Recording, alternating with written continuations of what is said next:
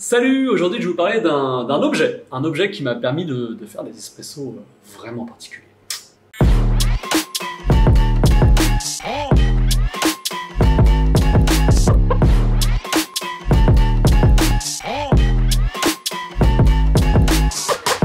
Donc cet objet c'est ceci.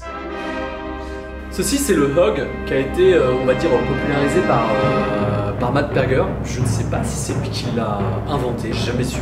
Matt Berger et Michael Cameron qui étaient à l'époque à Barista Hustle. Et en fait je vais devoir couper car il y a le monsieur de DHL.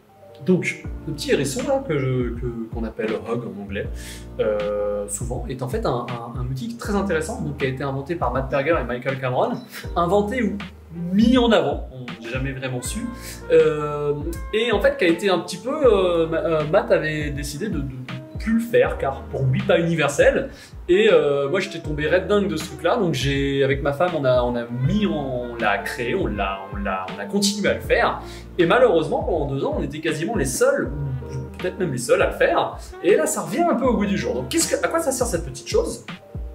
En fait, vous allez faire une distribution classique à la main. Moi, je préfère à la main. Je trouve que le OCD ne sert à rien. On est plusieurs à le penser. Parce qu'en fait, le OCD, vous savez, ce truc-là qui tourne, ne distribue que la couche superficielle.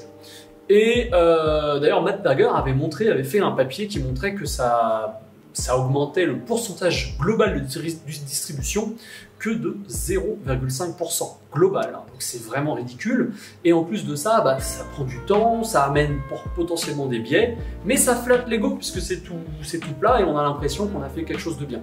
En plus, Matt prouvait dans ce papier-là que souvent on a tendance à ne même plus distribuer à la main avant. Et donc parfois, la distribution était moins bonne quand on utilisait ce genre d'objet que quand on utilisait un objet normal. Donc lui, il s'était concentré sur cette petite chose, qui n'a rien à voir en fait. Parce que quand vous avez fait la distribution à la main, vous faites juste un aller-retour comme ça. Et après, vous tassez normalement.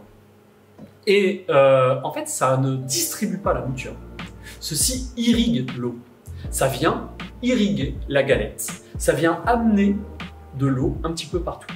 Vous allez avoir une meilleure extraction qui sera donc pas dans l'espace, un petit peu quand même, mais aussi dans le temps. Donc les premières gouttes ne vont pas être surextraites noires. Les premières gouttes, quand on regarde nos bottomless, sont déjà en fait un petit peu brunes ou même jaunes.